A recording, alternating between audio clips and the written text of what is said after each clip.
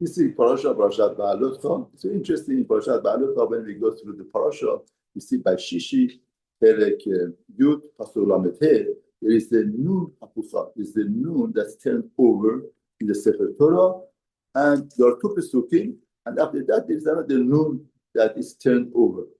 And then Mepharshim asks, what is this Nun that's turned over?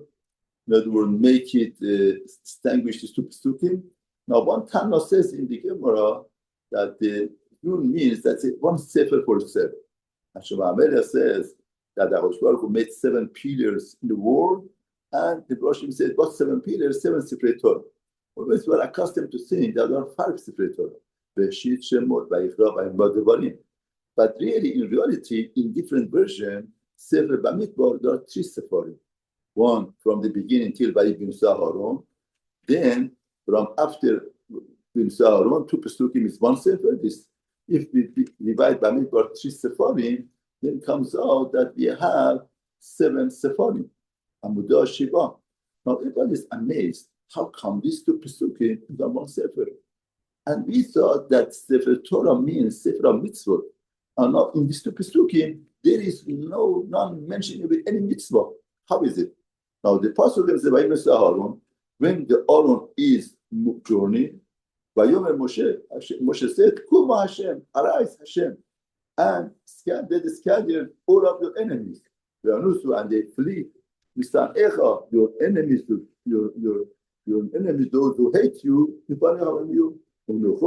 and when stress Yoma, he would say, Shubo Hashem, return Hashem, the good of Israel, myriad of the thousands of Israel.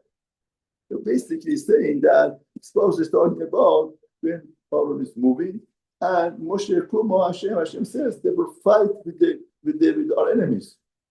As well tell us, the point of this puzzle is, if they wouldn't sin the sin of Meragelim, then the spies, then HaKadosh Baruch Hu would fight with them. Hashem is the Ish Milchama.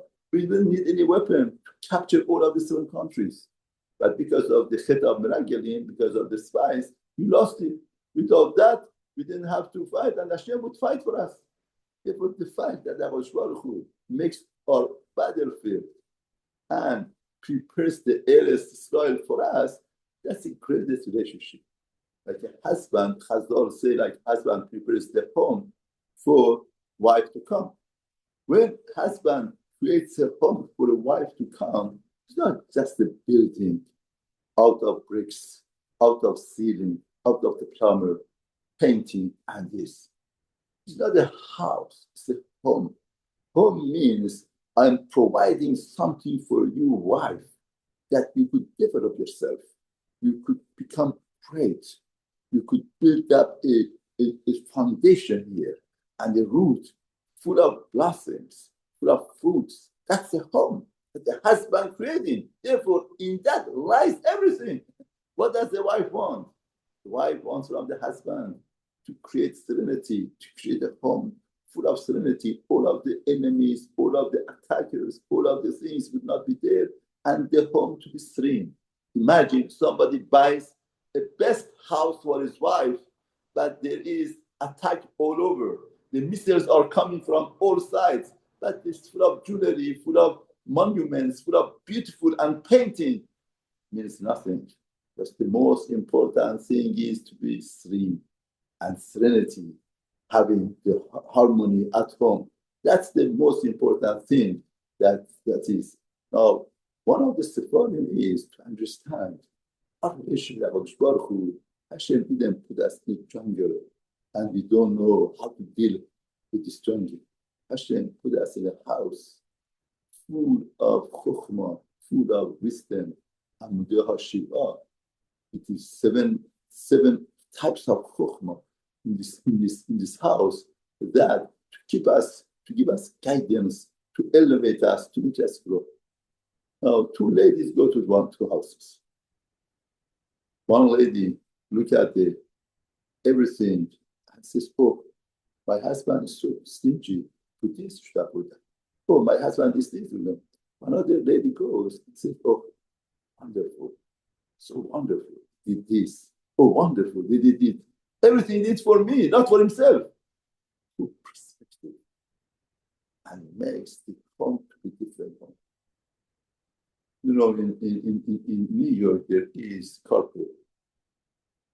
And they don't need carpool. The buses come and takes people. One time, there was snow, and the buses couldn't come, and they told the children should come home and tell your parents should come and pick you up because the bus is not there. Principal was talking that one child called home and says, Emma, you know what happens happening? The bus is not coming. The bus is not coming. I want you to come right away. Come and pick me up. I can't wait here. I want to come home. Another boy calls home. Emma, I'm very sorry. I know that you are very busy. I know that it's very hard for you to come and pick me up. But unfortunately, you have to come and pick me up because the bus is not coming. See, take your time. I have to do homework here. I do my homework. You take your time. Whenever that you come, it's okay with me. These two children, they learn how to talk. Where did that come from? It comes from the education of at home. How the parents talk to each other, how they respect each other, how much they care for each other. Two children from home they come and they grow differently. They talk differently. They are raised up differently. Why? The examples of the parents, the way that they do it. Now, HaKadosh Baruch Hu puts one sefer, doesn't talk about any mitzvah, doesn't talk about any command. I don't command anything from you. I don't want anything from you. I want you to feel I'm creating a home for you full of serenity, full of blessings, that you should grow. That's my purpose. That's one sefer. Every sefer has a aspect of binding us with HaKadosh Baruch Hu. No, these two psukim is binding us with Hashem, with that acknowledgement that I want you to be serene. I want you to be happy. I want you to enjoy your home and grow. That I want from you, nothing else. And that presents one of the Sifrei by Mussar Lesson that we say two psukim. It's that Hashem, we should understand our life. It's complicated. There's a lot of things in our life. But we should know everything is first thing. Somebody came to me and said, Rabbi, my Shalom Bayit is not going well. My Parnasa is not going well. My Chinuch Habayim is not going well. Everything is going, it keeps me. What should I do? I don't know what to do myself. So the Mussar Tov, you made me very happy. I'm so happy for you. I said, what? Mussar Tov, you made me happy. We're happy for me. Yes, I'm very happy for you. No, why? Why are you happy? See, if you would have come and told me, my Shalom Bayit is perfect, my Chinuch Habayim is perfect, my business is perfect, everything, I would get ready. I would get worried about you. My heart would have pain for you. Because that means to say you are living in illusion of reality. You are not in touch with your family. You are a criminal. It's a crime. You are hurting your children. You are destroying your children. You don't understand their pain. You don't understand what to do. And you are very behind in your business because you don't understand the concept of your business. You feel it's good. In a few years, your business will collapse. But as long as you know there's a struggle and you try to make it better and better, it becomes better and better.